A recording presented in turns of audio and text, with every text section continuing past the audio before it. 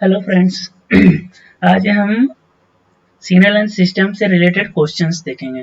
तो स्टार्टिंग में मैं क्वेश्चन डाल रहा हूँ, फिर बाद में मैं लेक्चर सिग्नल सिस्टम के सिस्टमेटिक वाइज डालूंगा और उसमें हमारे मेरे लेक्चर में होगा कि थियोरेटिकल भी रहेगा और प्रॉब्लम भी रहेगा। तो हम प्रॉब्लम उसमें मैं ज़्यादा सोल्व करूँगा क्योंकि गेट जो होता है हमारा थियोरेटिकल कम और प्रॉब्लम ज़्यादा पूछता है, तो उसमें प्रॉब्लम ज़्यादा डिस्कस करूंगा। तो लेक्चर जो होंगे सिग्नल सिस्टम के मैं धीरे धीरे मैं प्रिपेयर कर रहा हूँ, जैसे ही होगा मैं धीरे धीरे करके अपलोड करता रहूँगा। तो सबसे पहले हम क्वेश्चन देखते हैं क्योंकि अभी गेट एग्जाम आने वाले हैं, तो मैं क्वेश्चन यहाँ पर डिस्कस करता हूँ। सबसे पहला क्वेश्चन है कि एन एलटीआई सिस्टम है जिसका इम्पल्स रिस्पॉन्स दिया हुआ ut-1 और उसका इनपुट दिया हुआ ut-2, तो हमारा आउटपुट क्या होगा। वैसे तो ये काफी सिंपल क्वेश्चन है, जिसको प्रॉपर्टी याद होगा वो डायरेक्ट बना देगा 1 सेकंड के अंदर। लेकिन हमारा एलटीआई सिस्टम है, जब भी कोई इनपुट जाता है और तो उसका जो आउटपुट होता है वो हमारा इनपुट और जो हमारा सिस्टम रिस्पॉन्स होता है उसका क्या होता है, कॉन्वोल्यूशन होता है। तो हमारा जो आउटपुट होगा बाय टी होगा वो हमारा x t convolve of h t हो जाएगा। ये तो आप लोग जानते हैं कि ये होता है। अब हमारा एक प्रॉपर्टी देखते हैं कि क्या होता है कि जब हमारा बाय टी जो होता है वो x T convolution of h T होता है और हमारा एक्स टी जो इनपुट जो है यदि टी वन से टाइम शिफ्टेड हो, डिले हो, और हमारा जो एच टी हो यानी कि जो सिस्टम रिस्पॉन्स है वो टी टू से टाइम डिलेड हो, तो हमारा जो आउटपुट भी होता है वो जो टाइम डिलेड का हो जाता है, टोटल टाइम डिलेड हो जाता है बाई हो जाता है जो जितना हमारा इनपुट टाइम डिले और जितना हमारा सिस्टम टाइम डिले दोनों का ऐड हो जाता है, यानी कि बाई जो हो जाएगा वो हमारा हो जाता है t-t1 - t2, या इसको टोटल इस तरह से भी लिख सकते हैं कि आप इस तरह से भी देख सकते हैं कि ये हमारा टोटल टाइम डिलेड कितना हो जाएगा, t minus of t1 plus T2। तो ये हमारा एक प्रॉपर्टी है, काफी इंपॉर्टेंट प्रॉपर्टी, इसको आप याद रखेंगे तो हमारा डायरेक्ट बन जाता है। अब हम एक और प्रॉपर्टी आप लोग पढ़े होंगे कि हमारा जब हम यूनिट स्टेप फंक्शन को कॉन्वोल्यूशन करते हैं यूनिट स्टेप फंक्शन से, तो हमारा रैंप फंक्शन आता है यानी कि t इंटू यू टी आता है। अब हम यहाँ पर देख रहे थे कि आप देखिए यहाँ पर जो एक्स टी जो हमारा एक्स टी है वो 2 टाइम डिलेड है 2 सेकेंड से, और हमारा जो एस टी है वो 1 टाइम डिलेड है, यानी कि टोटल हमारा यू टी जो है 1 है टाइम डिलेड, t1 बराबर 1 है, t2 बराबर 2 है, तो टोटल टाइम डिलेड कितना हो जाएगा 3 हो जाएगा, यानी कि यहाँ पर जो t1 प्लस t2 हो जाएगा 3 हो जाएगा। तो इस तरह से हमारा टोटल टाइम डिलेड 3 होगा, तो हमारा आंसर क्या हो जाएगा यहाँ पर, तो हमारा यहाँ पर आंसर डी होगा। ठीक है, आई होप सबको समझ में आ गया होगा। अब हम सेकंड क्वेश्चन देखते हैं। सेकंड हमारा ग्राफ पर है, ग्राफ पे भी आजकल बहुत क्वेश्चन आ रहा है, तो इसलिए मैंने एक क्वेश्चन ग्राफ में इंक्लूड किया। ये हमारा दिया हुआ है फंक्शन जो कि इस तरह से दिया हुआ है, तो हमें इसमें पूछ रहा है कि हमारा इसका रिप्रेजेंट करना है कि हमारा इसका क्या होगा, सही रिप्रेजेंटेशन क्या होगा। तो सबसे पहले इसको सोल्व करने के लिए क्या हम देखते हैं, सबसे पहले हम देखते हैं कि सिग्नल किस टाइप का है, यूनिट स्टेप है, रैंप है, किस टाइप का सिग्नल है, उसके हिसाब से फिर हम इसको डिनोट करते हैं। तो हम यहाँ देख रहे हैं कि सबसे पहले तो सिग्नल t लेस देन 0 के लिए 0 है, तो सिर्फ यानी कि t ग्रेटर देन 0 के लिए हम इसको डिफाइन करना है, तो वो हम सबसे पहले देखेंगे। फिर हम देखते हैं t इक्वल टू 0 पे हमारा सिग्नल क्या है, यूनिट a1 हमारा स्टेप है, एक स्टेप हमारा बढ़ रहा है, यानी कि यूनिट स्टेप फंक्शन है t इक्वल टू 0 पे, तो t इक्वल टू 0 पे तो हमारा यूनिट स्टेप है।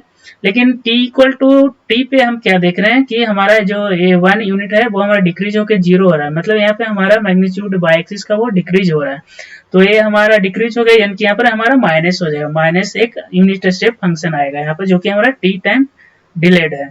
उसके बाद देखा जाए सेम हमारा टी टाइम पे टी इक्वल टू टी पे ही क्या हो रहा है, हमारा एक रैंप फंक्शन आ रहा है, तो ये रैंप फंक्शन है, तो रैंप फंक्शन को देख रहे हैं। रैंप फंक्शन में हम क्या देखते हैं फ्रेंड्स की हमारा स्लोप होता है, स्लोप जो होता है वो स्लोप देखा जाता है, तो इसका हम स्लोप देखेंगे। तो इसका स्लोप क्या है, टी टाइम इंटरवल में देखिए टी से 2t के बीच में हमारा कितना बढ़ रहा है, 1 बढ़ रहा है, तो इसका स्लोप कितना हो जाएगा 1/t हो जाएगा। अब हम फिर से 1/2 फिर हम देखते हैं 2t टाइम सेकंड पे, 2t टाइम सेकंड में क्या देखना है, इसका स्लोप 0 हो रहा है। जब भी कोई line parallel to x axis हो तो उस लाइन का स्लोप जो होता है 0 हो जाता है, तो इसका स्लोप कितना हो गया 0 हो गया। तो हम इसको देखते हैं किस तरह से हमें इसको रिप्रेजेंट करना है। तो सबसे पहले हम देखते हैं टी इक्वल टू 0 पे, टी इक्वल टू 0 पे हमारा यूनिट स्टेप था, तो हमारा क्या हो जाएगा यूटी हो जाएगा। अब टी इक्वल टू टी पे हमारा क्या हो गया था, हमारा डिक्रीज हुआ था, 1 यूनिट डिक्रीज हुआ था, मतलब टी टाइम पे डिक्रीज हुआ था, -1 हुआ था, तो माइनस यूटी हो जाएगा। अब चूंकि टी पे टाइम डिलेड है, टी टाइम डिलेड है, तो हमारा minus you of t minus T आएगा, तो वहां पर हमारा क्या हो जाएगा, हम सिग्नल को क्या लिख सकते हैं, टी इक्वल टू टी पे minus of u t minus t, क्योंकि हमारा डिक्रीज हुआ था।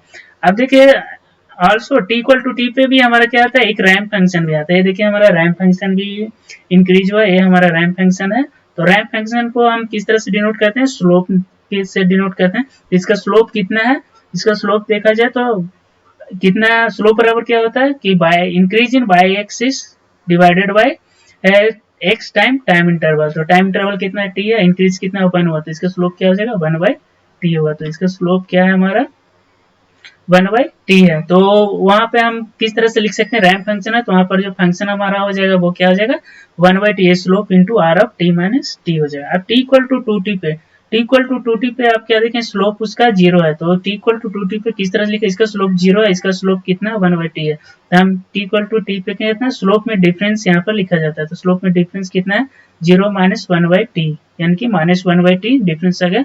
तो t equal to two t पे हम क्या लिखेंगे, वहां पर फंक्शन क्या हो जाएगा minus 1 by t into r of t minus two t, क्योंकि टू टी टाइम से डिलेड हो गया तो वहां पर ए हो गया। तो अभी टोटल फंक्शन को किस तरह से हम लिख सकते हैं, टोटल सिग्नल जो होगा, टोटल फंक्शन जो होगा हमारा,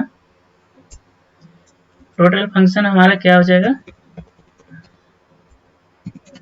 सभी को ऐड करना है। सभी को ऐड करने के बाद हमारा क्या हो जाएगा u t, t equal to 0 पे यूटी था, टी इक्वल टू टी पे ये minus of u t minus T था, प्लस में एक हमारा रैंप फंक्शन भी आया था। फिर टी इक्वल टू टी पे हमारा ये हमारा स्लोप 0 है, तो उसको हम इस तरह से लिख सकते हैं। अब हम जानते हैं कि आर टी बराबर क्या होता है, टी इंटू यू टी होता है। तो आर टी माइनस टी बराबर हम क्या लिख सकते हैं, t minus t into u of t minus, और r t minus two t बराबर क्या लिख सकते हैं, t minus two t into u of t minus two t. तो इस तरह से हमारा इसका आंसर क्या हो जाएगा, आर टी के बदले हम क्या लिख सकते हैं, ये हमारा आ गया। तो हमारा आंसर क्या हो जाएगा, इस तरह से टोटल हमारा आंसर हो जाएगा इसका ए। तो इसका correct answer A. Thank you friends, I hope you enjoyed this video. I will upload lecture in upcoming times.